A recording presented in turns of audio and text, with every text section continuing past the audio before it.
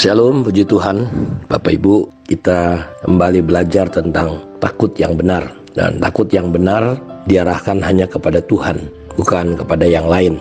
Banyak hal yang berusaha menimbulkan ketakutan-ketakutan dalam hidup kita. Dan iblis, dia seperti singa yang mengaum-ngaum. Kalau saudara tahu, singa mengaum-ngaum tujuannya adalah supaya mangsanya panik, mangsanya tidak bisa berkonsentrasi, mangsanya cemas dan ketakutan. Dan dalam posisi keadaan seperti itu, maka akan dengan mudah singa itu menerkam mangsanya itu tanpa perlu bersusah-susah. Karena biasanya orang yang takut, orang yang panik, yang cemas tidak punya kekuatan, tidak punya cara berpikir yang benar. Karena itu pada kesempatan ini biar kita membangun rasa takut yang benar kepada Tuhan.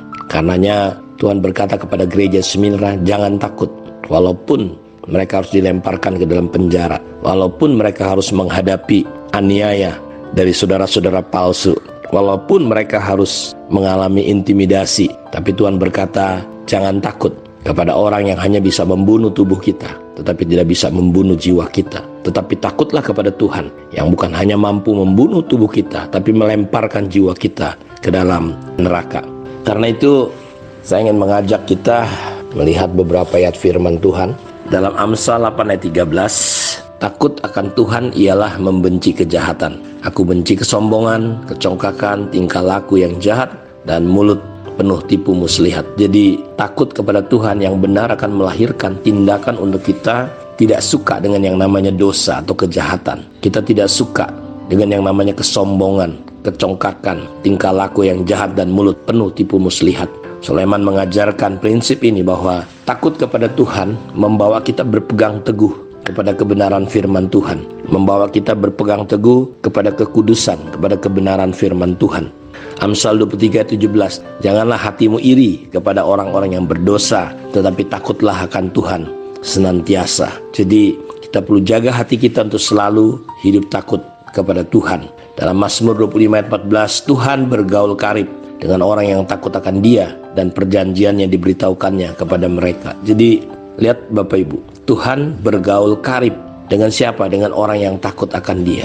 Karena itu penting sekali kita memiliki takut kepada Tuhan, memiliki sikap takut kepada Dia, bukan takut tentang masa depan kita, bukan takut tentang aniaya, tetapi takut kepada Tuhan. Dan Dia bergaul karib dengan orang-orang yang takut akan Dia. Perjanjiannya diberitahukannya kepada mereka. Jadi rahasia Tuhan, pewahyuan Tuhan akan diberikannya kepada kita yang takut kepada Dia.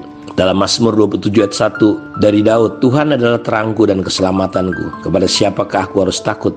Tuhan adalah benteng hidupku, terhadap siapakah aku harus gemetar? Jadi kepada siapa kita harus takut? Kepada siapa kita harus gemetar? Karena Tuhan adalah kota benteng kita. Tuhan adalah terang dan keselamatan kita. Jadi mari kita arahkan hati dan pikiran kita selalu kepada Tuhan. Sehingga Daud berkata bahwa sekalipun aku dalam lembah kekelaman, aku tidak takut bahaya. Kita harus mengerti prinsip ini, bahwa Dia adalah benteng hidup kita.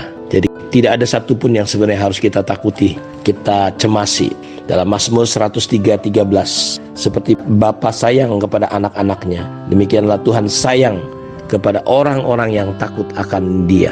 Jadi seperti Bapa sayang kepada anak-anaknya, demikianlah Tuhan sayang kepada orang-orang yang takut akan Dia. Jadi kalau Bapak Ibu perhatikan, saya punya 4 anak, 4 cucu, maka seperti itulah sebagaimana saya sayang kepada anak-anak saya, sayang kepada cucu-cucu saya, demikianlah Tuhan sayang kepada orang-orang yang takut akan Dia. Jikalau kita takut akan Dia, Tuhan mengasihi kita, kasih-Nya kepada kita diarahkan kepada kita. Jadi saya berdoa, biarlah kita merenungkan bahwa kalau Anda adalah seorang orang tua, pasti Anda tidak mungkin tidak sayang kepada anakmu. Demikianlah Tuhan sayang kepada orang-orang yang takut kepada Dia.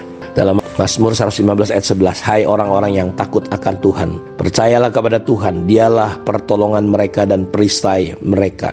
Jadi orang-orang yang takut akan Tuhan, percayalah kepada Tuhan, Dialah pertolongan mereka dan perisai mereka. Jadi Tuhanlah pertolongan dan perisai kita. Gereja di Smyrna, Tuhan menjadi perisai, Tuhan menjadi penolong. Karenanya Tuhan berkata tidak perlu takut, dan mereka percaya kepada Tuhan. Jadi ketakutan adalah akibat kita tidak percaya. Ketakutan adalah karena kita tidak mempercayai Tuhan, tetapi kita lebih mempercayai apa yang kita lihat dan kita rasakan. Dalam 147 Mazmur ayat 11, Tuhan senang kepada orang-orang yang takut akan Dia, kepada orang-orang yang berharap akan kasih setianya. Jadi Bapak Ibu lihat, Tuhan senang kepada orang yang takut akan Dia, kepada orang-orang yang berharap akan kasih setianya. Jadi saya berharap ayat-ayat firman Tuhan ini Bapak Ibu bisa ulang-ulang baca.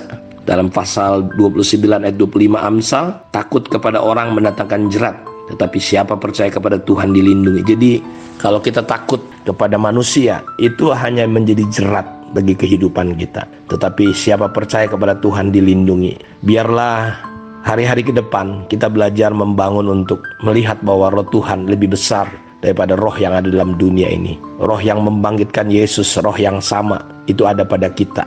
Roh yang mengurapi Yesus, mengurapi Daniel, Musa, roh yang sama itu ada pada kita. Karena itu biarlah kita tetap percaya kepada Tuhan. Jangan biarkan sedikit pun ada keraguan di hati kita. Karena takut akan Tuhan itu menyenangkan Tuhan. Karena takut akan Tuhan itu membuat Tuhan sayang kepada kita. Kiranya Tuhan Yesus memberkati kita semua pada saat ini. Shalom.